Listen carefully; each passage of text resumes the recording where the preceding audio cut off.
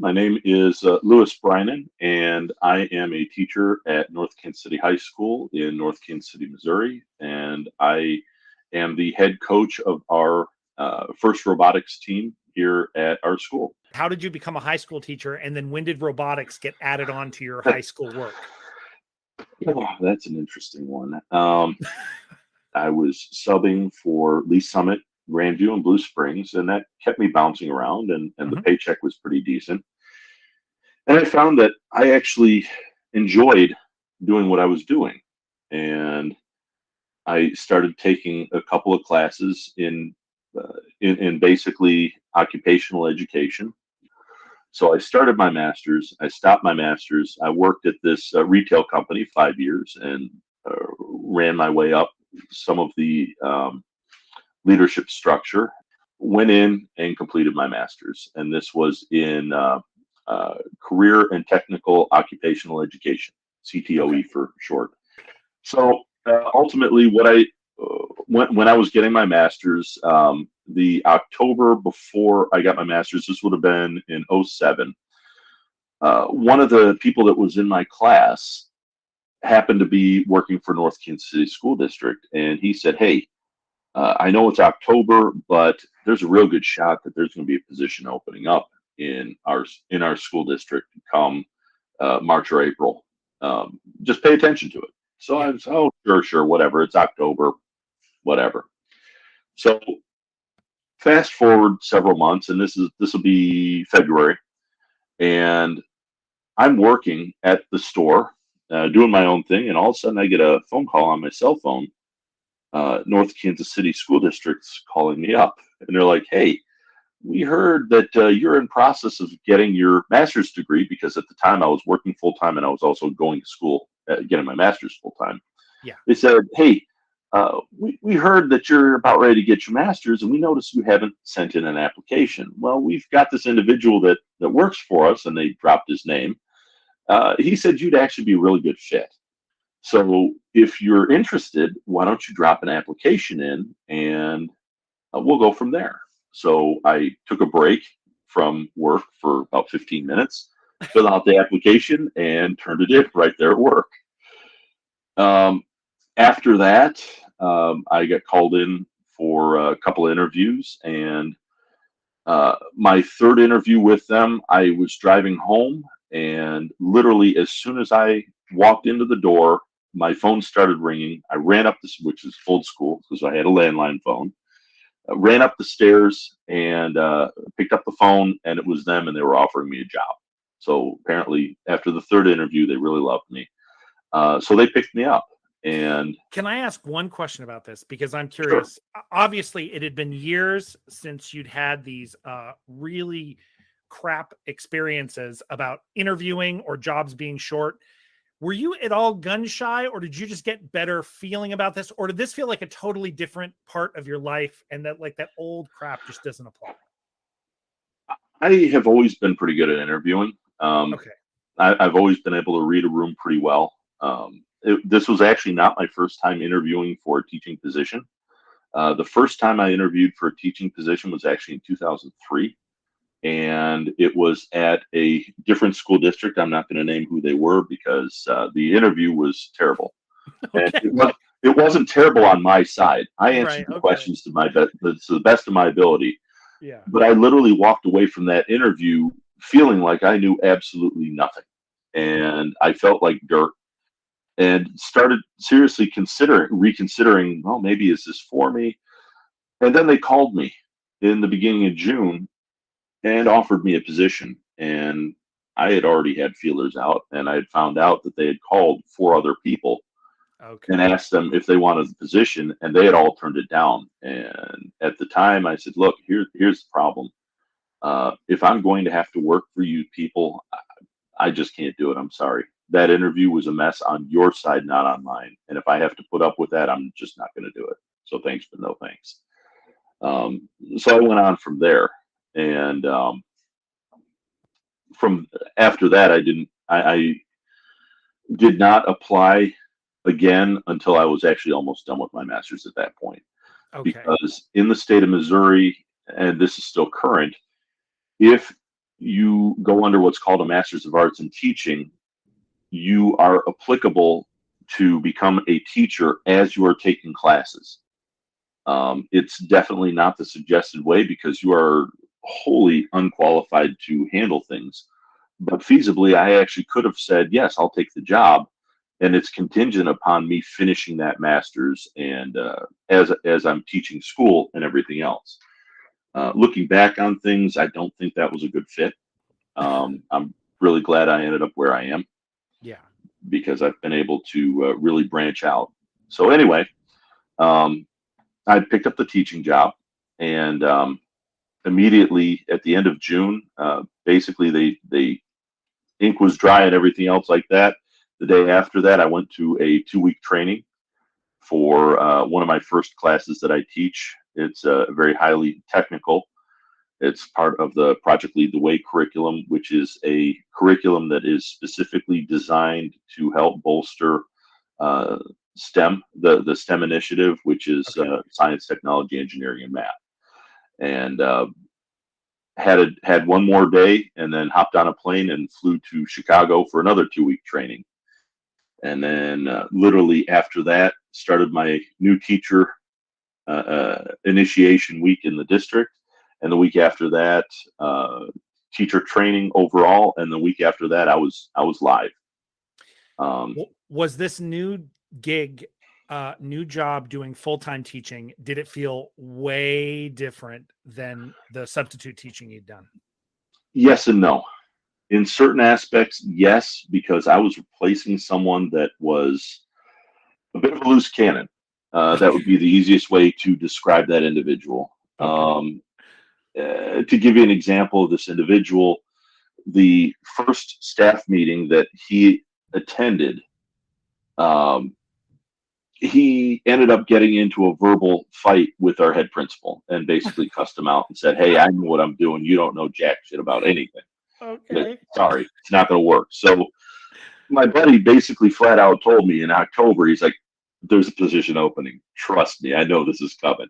Right. So at that point, yeah, that's ultimately what happened. And when I walked in, the state of my department was a mess. The woods department was the woods part of our industrial tech circle was doing great. The engineering portion was in shambles. My predecessor had literally played Halo with them for well over a semester and didn't teach anything out of the curriculum. In fact, I can almost trace it down to the day when he stopped teaching from the curriculum and just decided to say, "Hey, you know what? We're just doing this now. Forget it. You guys don't need to know anything else." Did he even try, like when you talked to, if any of the kids rotated to your year, when they talked about it, did he even try to make any of it applicable? Like, was there anything about, did he actually teach anything, or literally it was like a break time, just break time? Okay. It was break time. They had Halo tournaments and everything else like that. And if and when administrators would come in, he would act angry, but there were times where administrators would walk by and he'd be playing with them and everything else like that. Okay. Using the school's desktops to literally just play for 90 minutes on end. And I walked in, and that was an interesting struggle because some of the kids that had been with this individual the year before, they jumped in and they tried to load Halo right off the bat, and I said, "What are you doing?" "Well, your predecessor did this." "Well, that's not how we're playing things here. I'm sorry, we're not playing games or doing anything else. We're here to do some engineering. So this is what's going to happen." And when I first started teaching, I was teaching architecture 2, mechanical drafting 1 and 2, drafting technology, which was a semester course, and then intro to engineering design, which is a full year course, and principles engineering, which is also a full year course. All this stuff tied right into, stuff you'd learned in your degree. So this is all right. Makes perfect sense. This was all right up my alley, but it was a lot of preps, is what they call individual classes. And when people start mentioning, "Oh, I've got 3 preps, I don't have time with it," I'm sitting there going, "Guys, I have 5, and I'm a brand new teacher. And my predecessor literally took all of the notes and took it with him. So the non-project lead the way courses, which at the time I was teaching the ARC 1 and 2, mechanical drafting 1 and 2, and drafting tech. So five of the 7 preps. I'm sorry. Yeah. 5 of the 7 preps had absolutely no notes whatsoever. They just, hey, dumped in. You need to teach it. Your predecessor ran off with all of the accumulated knowledge. You're on your own, and go. I made it work. I'm the kind of individual that, faced with a situation of either sink or swim, I'm going to do my best to swim, and I did it. It was rough certain days. They were having me use software that I had never used before, so I told the kids, I was very honest with them. I said, look, this program is new to me. I have no experience with it. I'm not certified in this particular program. So if we make some mistakes, that's fine. I'm going to make them too. And if you find out how to make something work really cool, tell me, because this is going to be a learning experience for all of us. And that's how did they, do you remember how they react to that? Were they kind of like, oh, cool. All right. We're all on equal footing. This will be good. Exceedingly well. Okay. I knew the mechanical drafting and the mechanical engineering software. That one, I've known that one backwards and forwards for a very, very long time. But the architectural program was completely new to me. I had no idea how to do that, let alone in certain situations, building and everything else like that. Believe it or not, I have very, very limited knowledge of architecture. My expertise was always in mechanical or electrical. So I could tell you how to wire up all sorts of good stuff, and I could show you how to build something out of steel or aluminum. But when it comes to, hey, why don't you go design a house? At that point in time, I had virtually no idea, other than the 1 semester class I took in college dealing with it. Was it fun? Do you remember? So I can imagine you're thrown right in, you get teacher training, and then boom, your boots on the ground as a brand new teacher. Yep. You have a ton of these classes that are kind of like they're extra work to put together, and you have nothing there.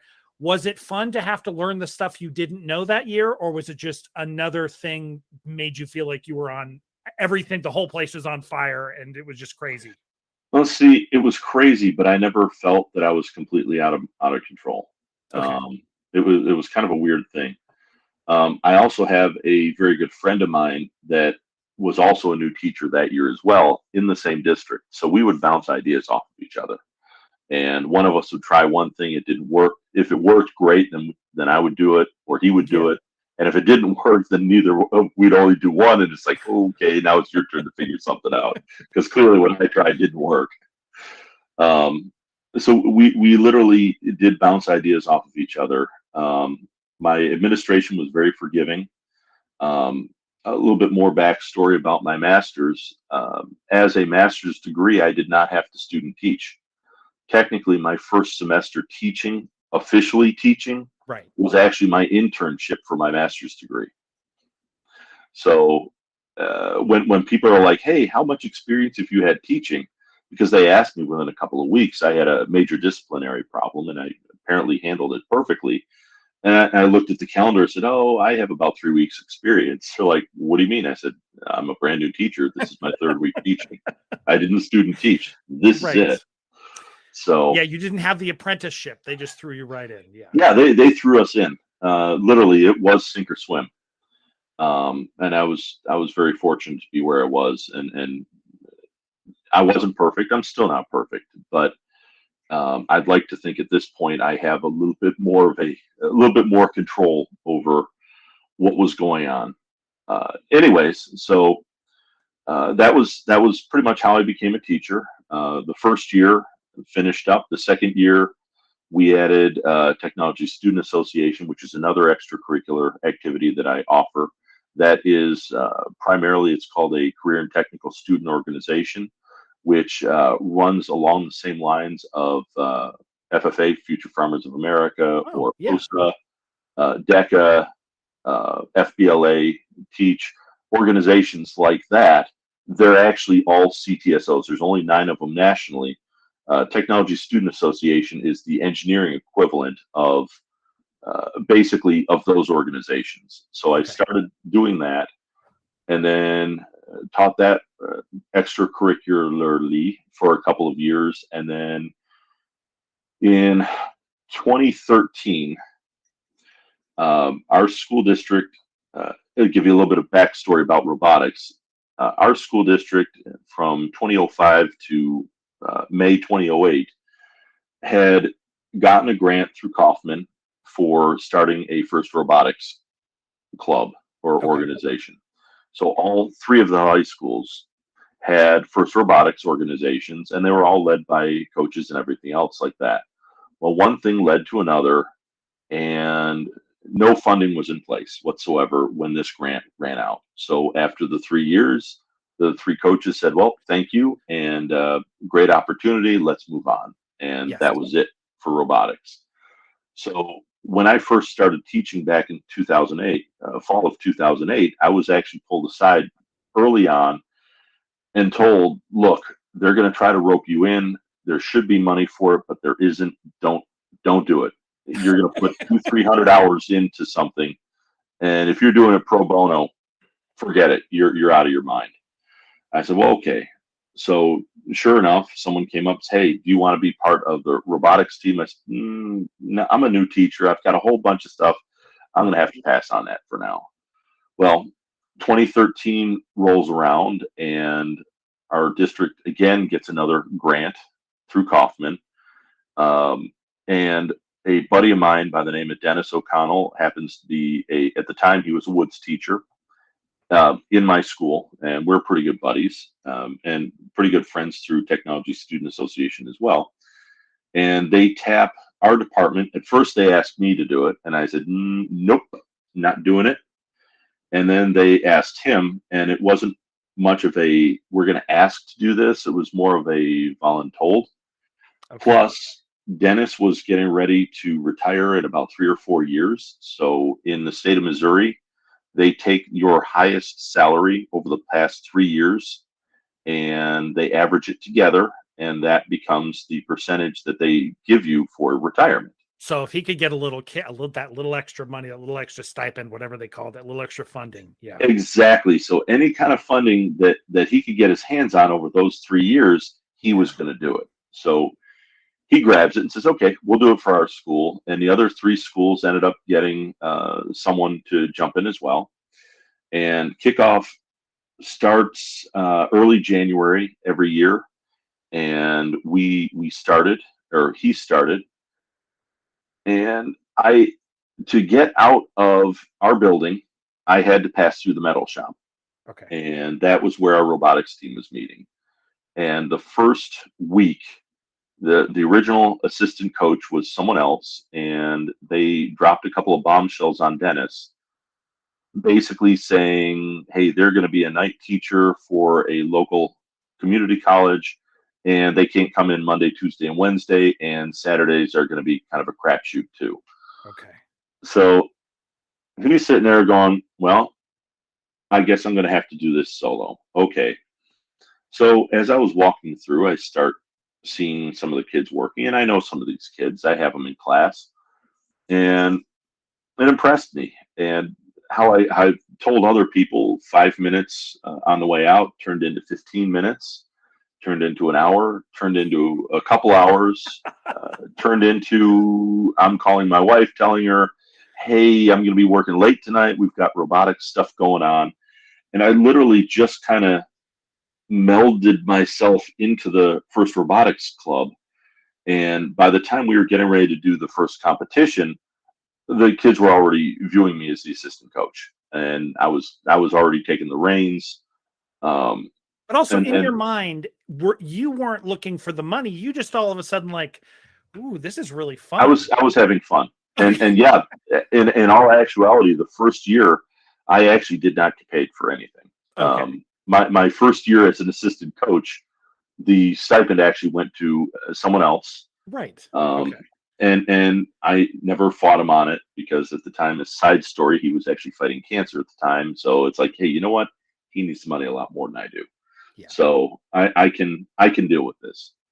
But the first year out, we made it to the world competition. We actually won the Rookie All-Star Award, and that qualified us to go to World. And at the time, we had no idea what that meant.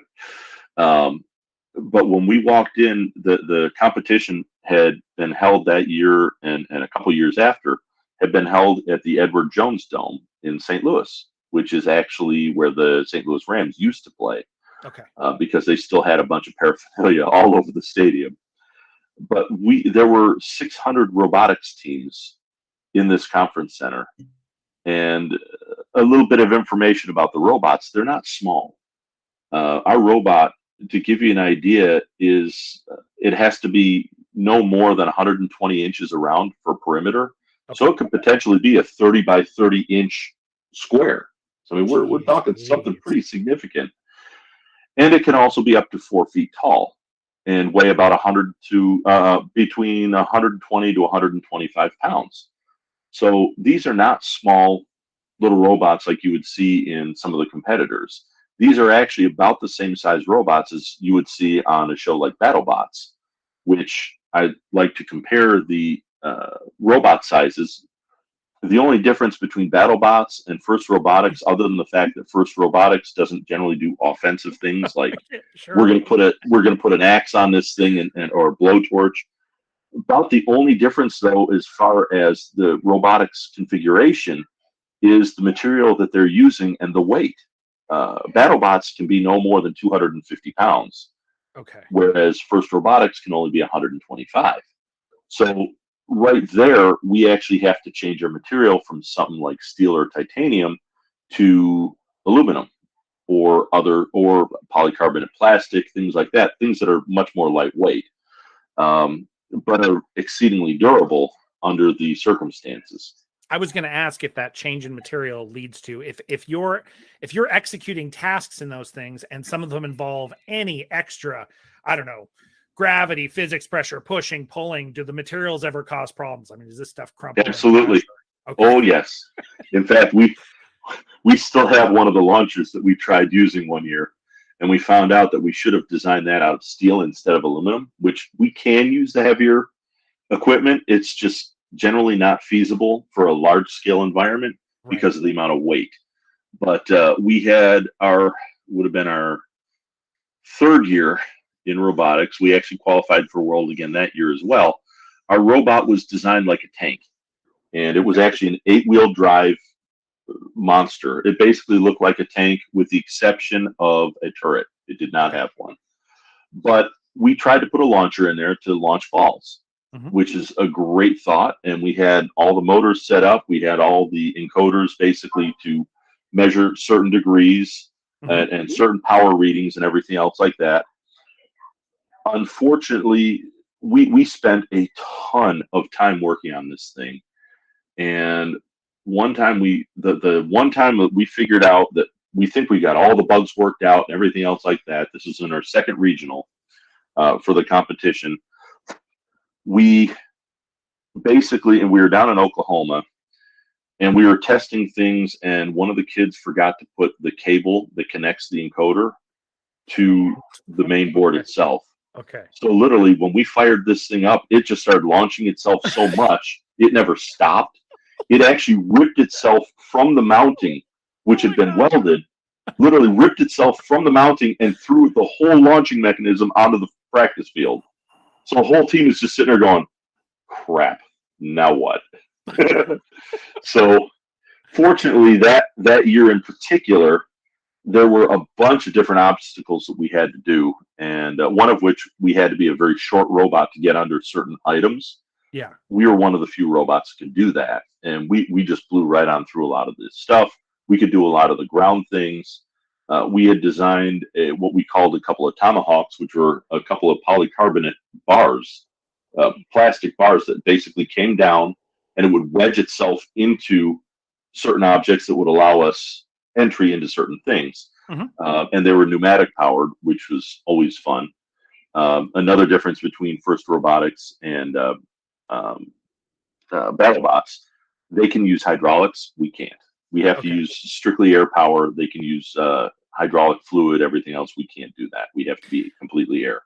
Those rules they set up, the differences between you and BattleBots or you and other robotics competitions, are they safety rules, or are they just, we just decided we want you to make things this way, sort of artistically. We want our robots to be like this. Yes and yes. Okay.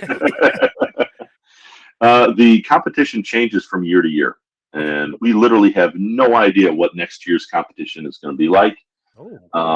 We can go off of what previous years have done, sure, but it is always a crapshoot. In some cases, they use balls that may be 7-inch in diameter. There might be one that's 9.5 inches in diameter, and then there's years that have a 36-inch ball, a 36-inch diameter ball, which is huge. Yes. Our first year out, those were giant balls that we were using. In some cases, it's about the size of a softball, and you have to shoot 20 or 30 of them, stuff like that. There's typically a shooting element. There is typically some kind of element of climbing, which is always interesting, making your robot climb. And there's always an autonomous element. Typically, in the first 15 seconds of a match, the robots have to be completely autonomous, which basically means pre-programmed from the get-go. They say go, and the computer just automatically moves the first 15 seconds, a pre-programmed list of commands. Okay. And some of the ones that we've seen are just, they are no short, they are amazing. Being able to do certain things, read certain sensors, leaps and bounds more advanced than our programmers. A lot of teams are just happy they can make their robot move in 15 seconds. So there's a massive variation in robots. Oh, yes. Okay. Yep. And you'll see this last time we went to World Competition, there were 454 robots there, and there are 454 different looking robots. Everyone's was different. Everyone has their own take on things. You're not going to see a cookie cutter robot just sitting there. Hey, that looks exactly like this one, which looks exactly like this one. There's aspects where you walk up and down the pit row, which is just like a racing area, and you'll see different robots everywhere, different ideas, different takes on things. Some of them work, some of them don't work. Lord knows we've had a few ourselves that worked or didn't work.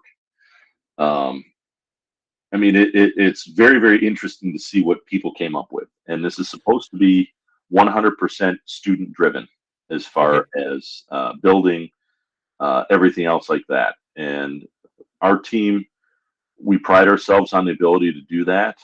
We've heard rumors that, and these are just rumors, but some of the teams that we encountered nationally and even in the Kansas City area, you look at it and go, how on earth did a high school student or high school students come up with this? Come on.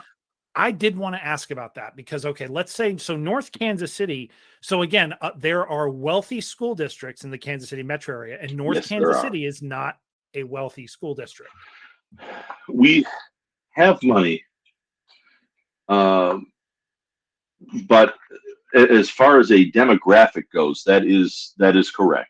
Where does your money, so the money that does come in, so if the demographic, if you don't have a wealthy demographic, if these kids do not come from moneyed privilege, many of them, where do you get the money? I mean, you mentioned, look, Kaufman pays the robotics. Where else do you get money?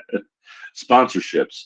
Okay. Lots and lots of sponsorships, fundraising, you name it. I've probably tried it. And look, grant writing, typically in the off season, that's what I am doing primarily. I'm very good at writing grants. I'm very good at getting money from grants. To give you an example, FIRST Robotics has offered a $5,000 diversity grant. And I have been able to get that more than once, which is pretty cool. Another example, NASA offered a grant for, I believe, we could get it a maximum number of 3 times. And it's very rare for any team to get it more than once. We were able to get it all 3 times. So NASA has given us about $15,000 over several years. Some of my other sponsors, I have to write grants every single year. Okay. Things like that. It's a lot of writing. It's a lot of very, very labor intensive thinking, finding out information about your district, for lack of a better term, exploiting the conditions of Right. your Yes. situation. Absolutely, I'm going to. North Kansas City High School happens to be the most diverse high school in the Missouri, in the state of Missouri. Hands down, we actually have the number one banner for that. We are represented by, I think it's like 48 or 49 different nations. There's some kind of crazy number, like 64, 65 languages spoken normally in our school. And overall, it is exceedingly diverse. And it's actually, that is one of our big strengths. We get kids from all over, but one of the other problems is we also have a over 50% free and reduced rate for lunch. We also have a very high transient population, which there's nothing we can do about that. And like you said, a lot of the kids are not coming from affluent neighborhoods like they might be in, say, Staley Farms, which has Staley High School right down the street from there.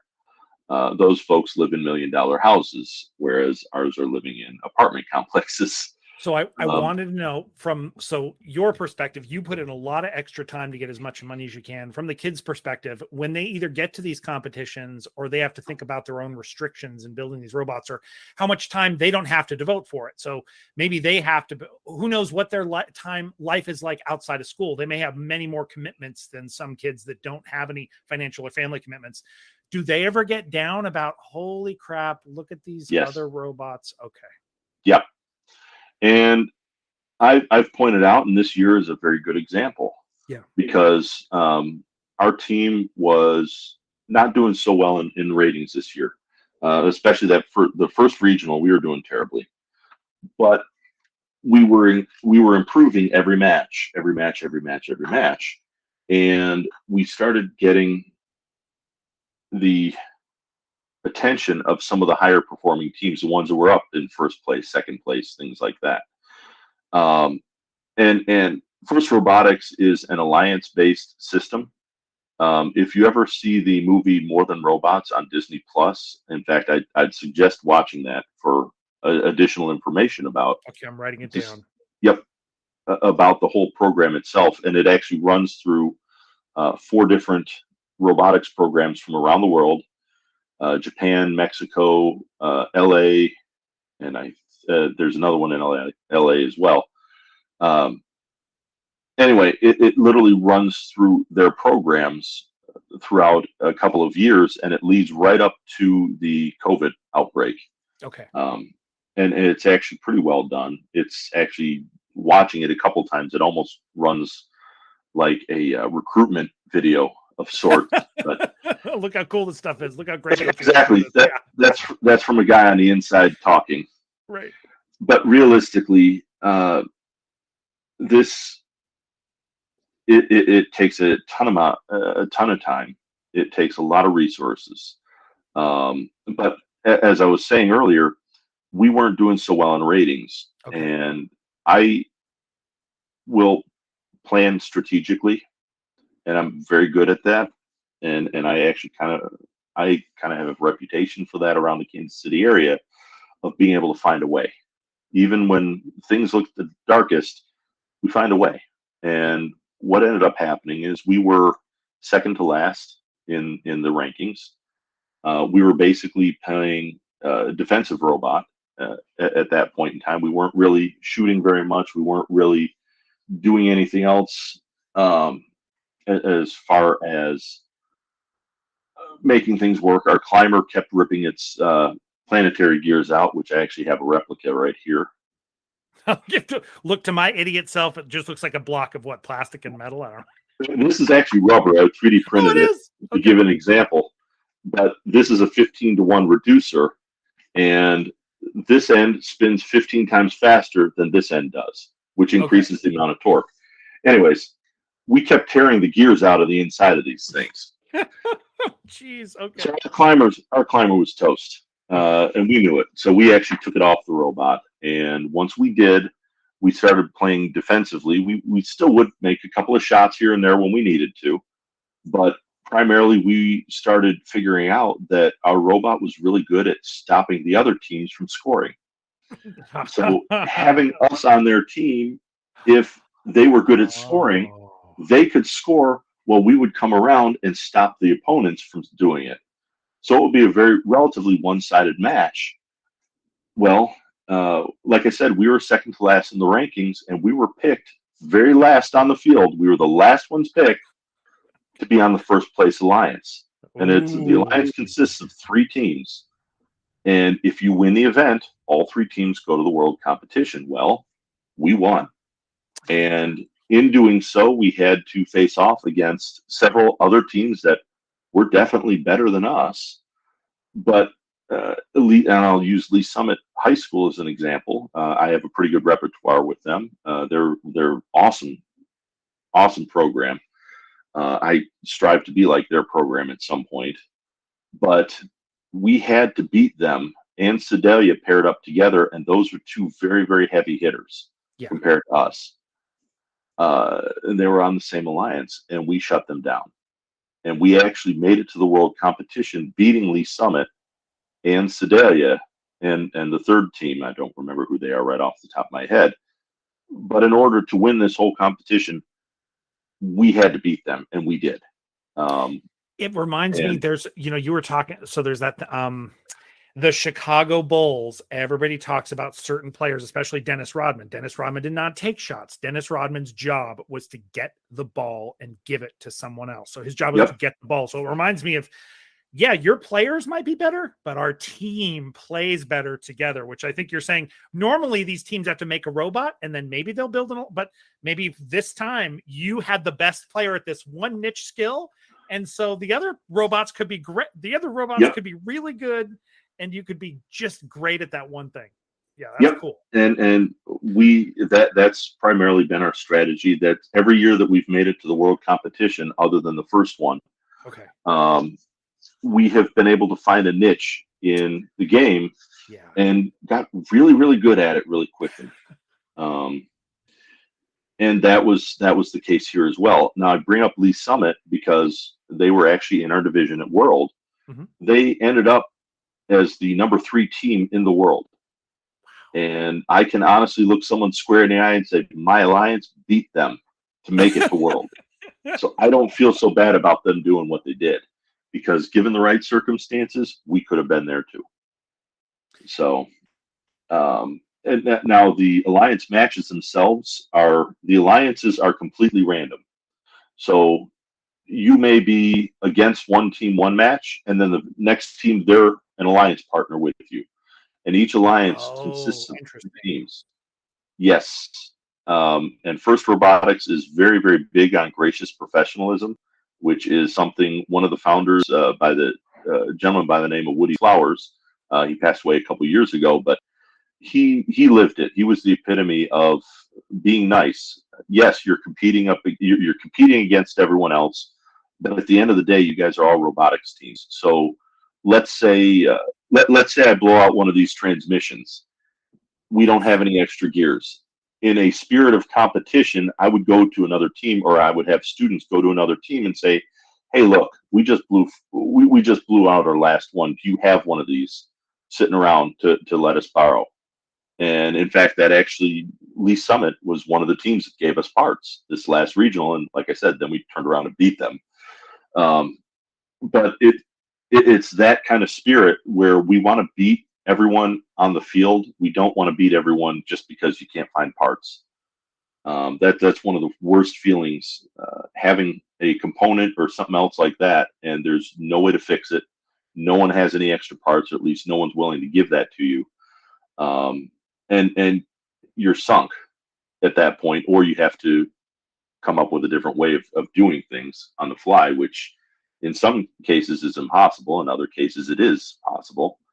But it's very interesting because everyone wants to beat everyone else, but at the same time, we want to see everyone do pretty well. And some of the teams out there, they do have chips on their shoulder. Others teams will give you the shirt off their back. I was going And to ask, because surely, again, in any competitive thing, look, some of the competitors lack social skills. Some of the competitors are super competitive, and they can't help just being in the moment. They just yes, react emotionally and get nasty or gloat. I mean, just some people are like that. that is a monster that my team has had to fight for years and years and years. Okay. Because certain kids, like you said, certain kids, and even adults get very Yes. cocky. They get very, oh yeah, we did this, we did that, and I'm sitting there over on the sidelines going, "Are you kidding? We lucked our way into this. We have absolutely no room to brag as far as, oh well, we beat you, because their robot's better than ours. But we found a niche and we're able to exploit that, and that's how we made it. And once, okay, cool, great jobs. Twice, three times, okay, this is our fourth time. This obviously is not an accident anymore. You guys are figuring out how to do this. In fact, today's head coach pulled me aside. He's like, how do you keep figuring out how to do this?" So because I'm friends with him. In fact, his birthday was yesterday. But it's one of those things where all the coaches talk to each other. So Yeah. it's a pretty tight knit community once you get into it. And yeah, that was one of those things where they're like, yeah, your team found a way in again, and they did too. They went to a different regional and they won that, and rightfully so. They did a great job. But it's one of those scenarios where they just look over like, how the hell did you do that again? Because and I'll pick on Sedalia as an example. That's not the first time we've beaten them to make it to World. Uh, the Right. year that our robot threw its launcher onto the field, we beat them in competition. In fact, during the competition, we were playing bump and run defense, and we hit them hard enough. We figured out, one, that they had to line up in a very specific spot to fire off their balls to get into the target. We figured out pretty quickly, well, if you either park there or just slam your robot and just bump into them just before they fire, they're going to miss every time. And they go back and forth, and the robots all have bumpers on them, and they're there for a reason, because at the end of the competitions they are torn up. Yeah. And we collided with them in one of the matches, and this was actually the final match. We hit them hard enough that it actually knocked the radio right off the robot, which kills the signal immediately. Their robot was dead. There was no rebooting it on the field. It was kaput. Um, so that was the first time we beat them, and then the second time, of course, was a couple months ago. But the competition, they don't necessarily want a lot of defensive robots out there, but that's part of the game, and they know it. And if, like I said, if you're able to do really well at it, then you can excel. You're not going to show very highly in ratings. You're Right. literally dependent upon other teams, not necessarily charity, but their ability to scout out the situation, because we have scouting wings Yeah. that pump us full of information of the other teams. So I can tell who we're up against at any given time. Because the robotics teams themselves, they're not just building robots.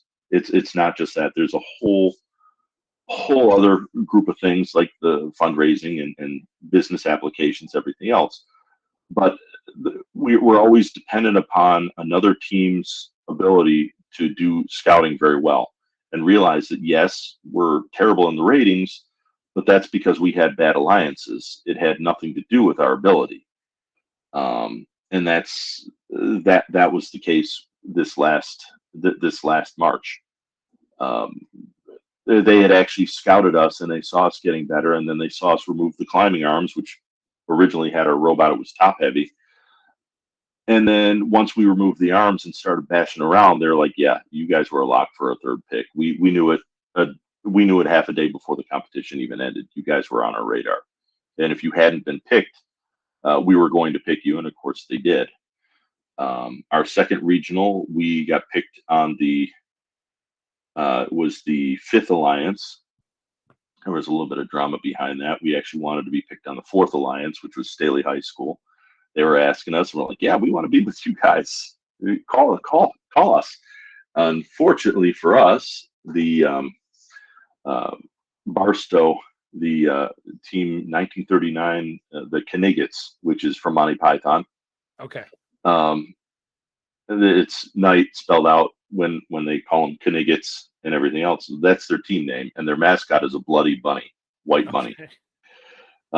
They picked us for the 5th seed alliance, which it was fun working for them. I got a bunny hat, which is pretty cool, but it wasn't a good fit that time around, and ultimately we made it to the semifinals and got knocked out. Which it's not uncommon for our team to make it into the final rounds, which is also saying something. There's a lot of teams out there that go years and years and years. They've never made it to a world competition. And then we're over here doing our thing, and everyone's like, well, how do you guys keep doing that? And I want to be nice, and I want to tell them how I do it, but I don't want to necessarily tip my cards too much. So you have because to, part of that is strategy. Teachers who do extracurriculars, it's almost like an entire extra job that gets loaded on to the regular day-to-day teaching. Oh yeah. So I'm curious about, okay, I don't know, maybe they is anybody in your family, even your extended family, also really into the robot stuff? And then what do they do during season? Like, it's just like, you just know dad's going to be gone, and this is just how every robot season is. There is such a thing called a robotics widow. Okay. and t-shirts have been made about it, and it's a friendly joke that goes amongst all of the wives and husbands of either wives or husbands of coaches and or mentors and things like that. And it's literally from the time where they unveil what's going on to the point where we're in competitions, we're going to be gone for a long time. And typically from January until middle March, even late March this year, I'm at school far more than I am at home. And yes, I teach my normal job. I grade everything. I do everything I need. Right. And then I turn around at 3 o'clock. I would go to robotics, and I would work at least until 7 o'clock every night. Some nights to 9 or 10 o'clock at night. And then I work Saturdays. Sometimes I work Sundays with the team. Yeah. And then our spring break, we had 48 hours in by Tuesday of that week. We worked that much. So yeah, we literally blew our entire spring break making sure this robot did what we wanted it to do, and fortunately, it did. But are the kids do you have every year?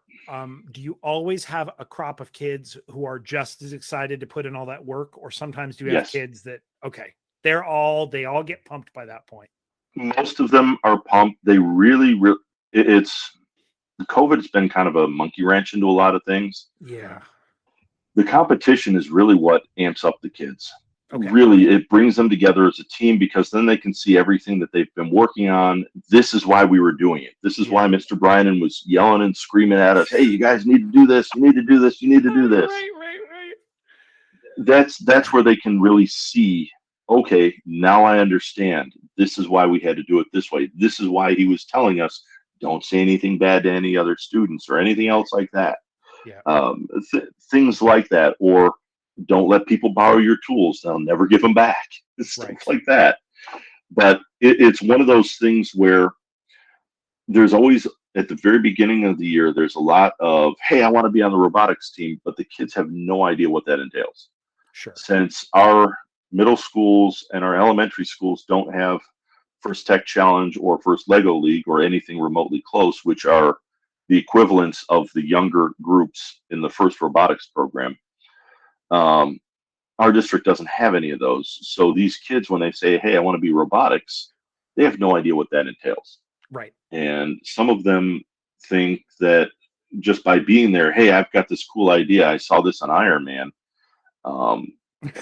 Let's design an arc reactor. And the kids that have built robots are sitting there going, okay, you get busy on that. We're going to be over here building a robot. Sometimes their ambitions get in front of their abilities, and that causes problems. And as a coach, I learned a while ago to delegate some of those, not necessarily disciplinary, but more along the lines of someone to watch over some of these individuals. So I have several groups of kids that are my team captains. I have basically I separated it into divisions. And as far as an overall team, I typically have two captains every year. That way, it guarantees that neither one of them have to be there 24/7, Okay. which gives them an ability to do their grade, do their school, in some cases, do other events. I've got one that's really good in track. She's a shot put and discus and loves throwing javelin. Tremendous kid. She's got a 4.0, but she's got to have time to do schoolwork. Right. So uh, she actually, I already announced that she's going to be one of my captains next year. But they also know what that entails, and that means that they're going to be in a lot of times. They're going to know everything there is to know about that robot, inside, outside. My assistant coach and I will be telling them more privileged information as far as, okay, we're going to talk to these sponsors. We're going to talk to this. Man, that didn't work out the way we wanted to. They basically are going to be primarily the link between what we say and what the students do. And that frees us up as coaches and mentors to be able to help students actually building things using some of the materials and using some of the heavy machinery that we have at our disposal. And because these kids, they don't know how to use a metal lathe. They don't know how to use a milling machine or a chop saw or a drill press or even just some of the skills behind using a hand drill. Yeah. These are all foreign concepts to just about every one of the students, including reading a tape measure, something as simple as that. So that allows us to basically, with a certain amount of confidence, to be able to go around and help these kids actually build stuff and not build it ourselves, but be like, okay, when you're using a lathe, here's the technique you're going to want to use. I just showed you with one of them. Now you have to make 9 more because we need 10 of them for this robot. So being able to do that, or threading axles on something, or we got a brand new lathe last year, and some of the quick change stuff was literally a 1/16 of an inch too tall. I took it over to the milling machine, taught the kids how to mill off part of the bottom of it, Yeah. and sure enough, fixed the problem. It's stuff like that where I get to teach some of these advanced skills that, believe it or not, I did actually learn in college a million years ago. Right. And it gives me the ability to get my hands dirty as well, and keep myself involved and know what's going on. Which is actually something that really impressed my assistant coach. He actually worked for a different school district out in Kansas up until this soon to be next school year. He's actually jumping over to our district now.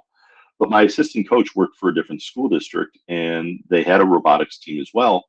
And their coach was very hands off. He would sit in the corner and he would just tell, okay, kids, you need to do this, you need to do this, you need to do this. He didn't really care what was going on as long as the kids had a working robot at the end. He was there just to be there, and the mentors would help out, and the coaching staff would just kind of sit. And I would go nuts doing that. I can't just sit down and be like, yeah, okay, you guys do that. No, that's not how I lead. I'm one of those individuals, and my assistant coaches as well, that will get just as dirty, if not dirtier, than everyone else. Right.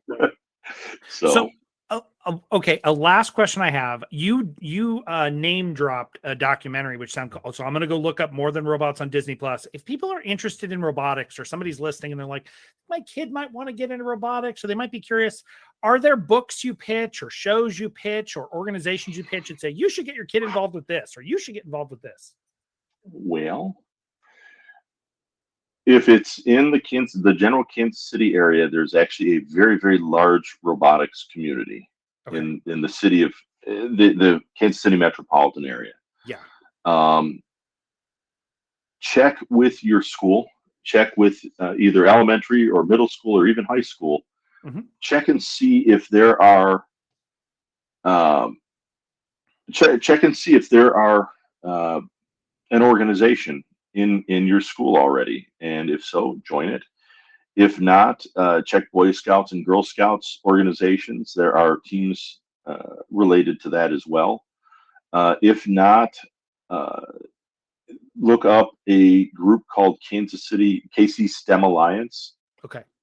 and they can get whoever's interested in contact with the individuals that are in control and are very knowledgeable of the teams in the general Kansas City area.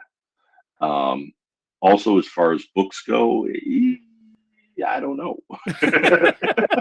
You're a lot of hands-on stuff. So Hands-on, take as many shop classes as you can, like the dirty shop, even if it's just woods. I know most curriculums, most schools don't offer metals anymore, which is depressing. Ours doesn't.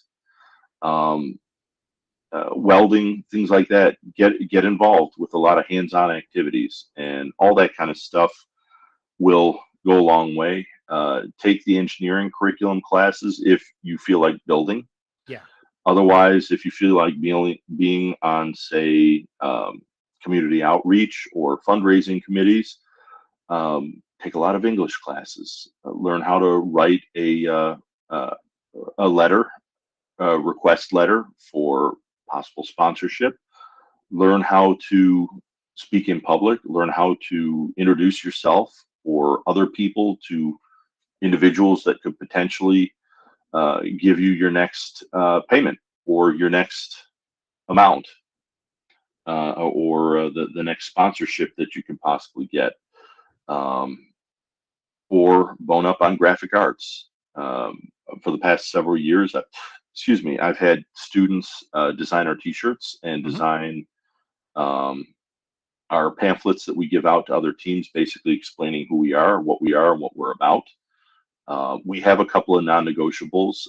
Our team is known for their purple tie-dye, which honestly, I told the students, I said, I absolutely hate purple tie-dye. But if we're known for this, we are. Not only are we known for this, you could pick one of us out across a baseball stadium easily.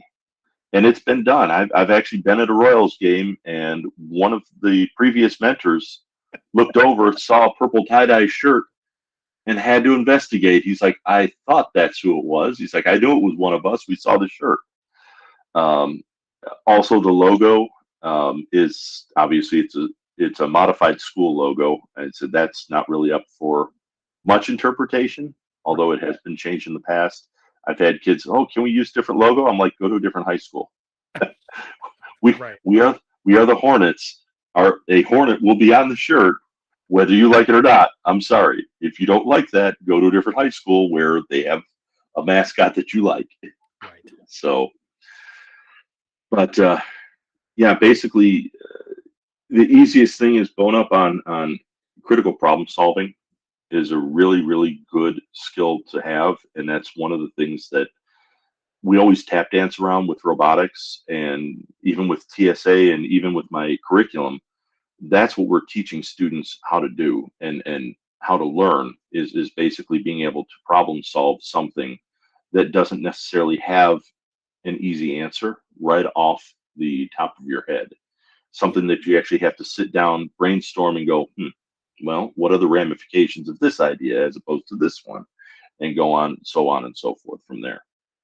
So that's a lot of work. We can't just tell them, just like you're talking about the kids that show up and want to build an arc reactor. They can't just watch Iron Man 1, 2, and 3 and then be ready to just come in and be a robotics genius. Yeah, that doesn't happen. Sorry, it just doesn't. If it does, please get me in contact with them. I'd love to have them on my team.